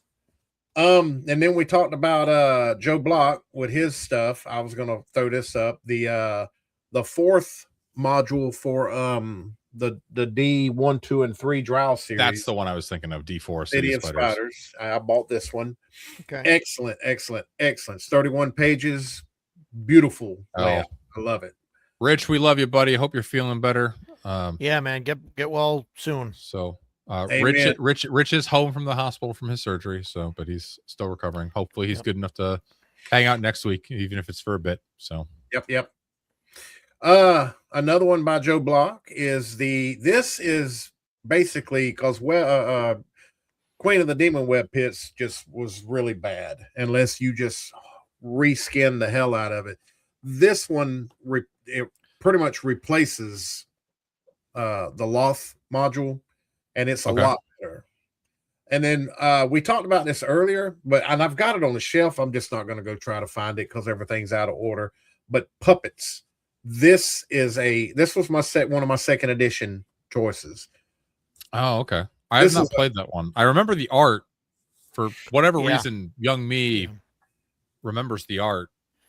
Yeah, it's really, really good. I can tell why you liked it. I have. There's a couple of reasons. No, it has nothing to do with the cover. The group maybe for you, the group that I run through this adventure, half of them I think were barbarians in real life, and I've got some. Yeah, I'll have to tell you the stories one day if we ever do a stream where we talk about past adventures. I agree. This was so much fun, and now I'm a bit in the World of Greyhawk. I got 2 more, and in the world, I'm a big World of Greyhawk guy. I grew up on Greyhawk, and I really like the Greyhawk War time period. Big fan. And when they went to sign the treaty or the ceasefire, whatever you want to call it, in the free city of Greyhawk, there was some assassinations for the Circle of 8 done, and this one and Rary was behind it. And spoiler alert. What? Wow. Well, I mean, it's 40 years old, people. If you don't know about it, but statute of limitations has passed, so saith James. Yeah. This is an excellent, it's basically an accessory, but it's an adventure too. It's really good. And now This one I have run one time, but the party would not take their real characters through it. And this one. This it says I remember Vecna Lives. This says, where is it at? Yeah. Anyway, it's somewhere in the beginning of it. It said this module is meant, it says it outright. This module is meant to kill your characters.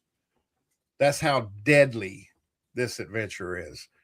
But it's a really good one. And the pre-gens that are in the book that the players use, they all died. So Wow. So but yeah, it's a hard one too. That's kind of a Tomb of Horrors theme kind of.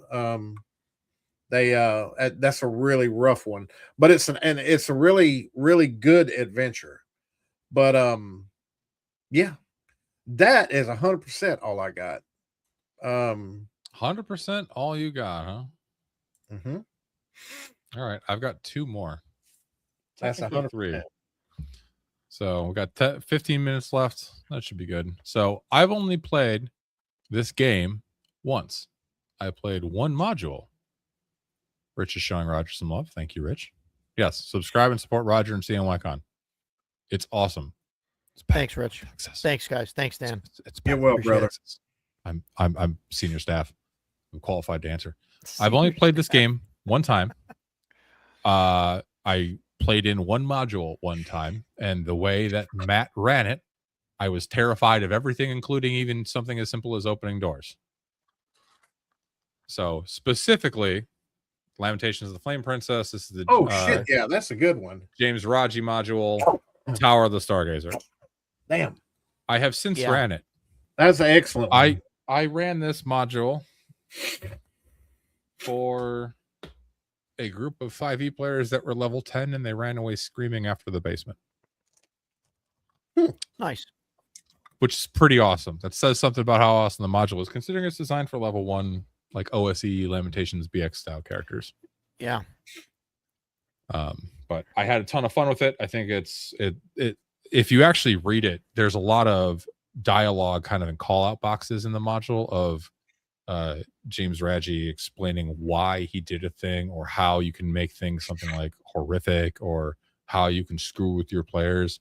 It's really good. So it's an excellent module.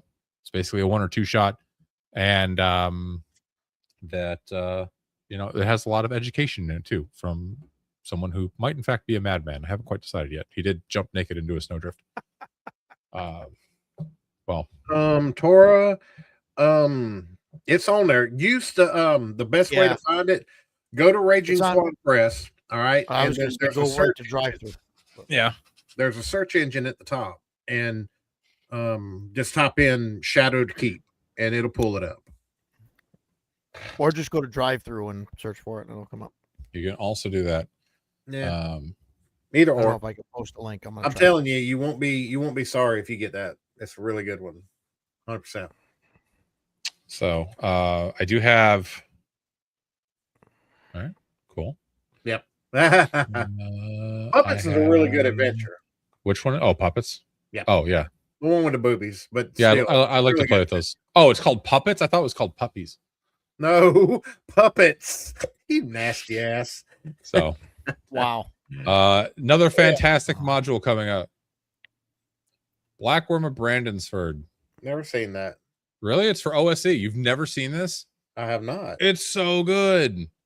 Well, link it to me and I'll go buy it. Yeah, I know you will. So it's a small, adventure location and surrounding area. There is the black worm that you can find, and he's like way stronger than your level 1 party. So there's, he can like hunt them in the woods and shit, but there's just a lot of cool stuff in here. It's a great 20-ish page module, and he looks awesome. What hit die is the dragon in it? Do you know? 8. Ooh, and it's a level what adventure? 1 to 3 or something? It's a level 1 adventure, but there's an 8 hit die dragon in there, and it has a breath weapon. It has venom. It has 3 attacks in its attack routine. It's immune to normal weapons. So like there's God. It's awesome though. Chance Dunadeck. Okay. Dudeneck. Yeah. Link me It's that. great. Yeah, link me that when we Okay. get off stream, and I'll check it in the morning and go buy it. I will do that. It's That looks fun. I like that. It's truly fantastic. And it's another one of those, it's 18 pages long. And but like you hear about the black worm and it can't be slain, and Town Guard is always getting their ass kicked by it, and they can't seem to wound it. But you also hear rumors of this ancient hero who once slew it, and he's buried in the Barrow Mound, and he's buried with his magic treasures. And how far are you going to get up there? What? See, I want to comment on the size of the map since it's a macro setting. The size of this little mini map right here is what makes these little micro settings so awesome. Is you can just take, like in Greyhawk, that's one little, I don't know what you call those little the stop sign hexes. What are those called? Hex. Is it a hex? Okay. Yes, it's a hex. It has 6 sides. One hex is 30 miles. You could literally take this and just drop it in a hex. This is like one sub hex, but yes, but that's why I love stuff like this. I actually put this in Dolmenwood in hex 1113, just outside of the wood, and this was kind of good, but then they all died. So this is awesome. Highly recommend it. It's fantastic. I'll buy it. I do have an honorable mention from 3rd edition. Red-handed Doom, yeah. That up there. That's a really good one. Damn, I could have done really that good 3rd edition. Yeah. I've got that module. Yeah, I thought about it about halfway through the stream because I ran this one in college and I had my roommate run it as well, so I got to play in it. It's a fantastic 3rd edition, like level 6 through 12 adventure, and there's like a ticking clock and the orcs advancing and everything. It's really good. So it is. All right. Concur. Dan is correct. Come on, Edgelord, where are you at? Say it. All right, my honorable mention. I have not run it. I want to either play it or run it. I have not even read the book in great detail because another gentleman on this stream claims he's going to run it. Is it me or Dan? Yeah. No, it's James. James. Oh, I never said I was going to run that. You Jesus, motherfucker! Yes, I you did. Oh boy, no, I didn't. You were considering it because I was starting to read it, and you were like, "No, don't read that. I might run that for my Saturday game." I said I might. I bought it though on PDF. I got the PDF. Oh boy, I'm going to go down to the villages. I was going to run it. I'm just going to hang out until I hear the one golf cart with the pimped out sound system and the guy with no pants on driving it, and I'll know it's you. I'll know it's you. I didn't say anyway. I said I don't spoil it. I said, but I really want to read it. I really want to run Call of Cthulhu Masks of Nyarlathotep or Nyarlathotep. Yeah, what you said. I definitely want to run that at some point, but that's like, it's probably gonna end up being online. I'd like to run it in person and buy the prop kit, but probably gonna be online, and that's gonna take like 2 years. So I gotta find a good group for that. But Castle Zintolin is by Gabor Lux. He does the EMDT, and he does a bunch of Ostrich stuff, and he's on a lot of Discords, and he's a really cool dude. But I'm going to read through this weekend now, since you're like, I'm not running it. Yep. Hey. Agile. Oh, there you go. Yeah. My name is James. I'm a Grognard GM. Today I learned what a hex is. Someday I may actually GM something. Agile, I love it, brother. Damn you, Agile. Yep. Thank you, brother. So this is statted for Swords and Wizardry, which I love. Because it's an amazing system, and it's probably my favorite. Not probably, it's my favorite of all the clones. And the thing that makes this unique is that it is a very large, you could say, mega dungeon for levels 1 through 6. Right? That's kind of rare.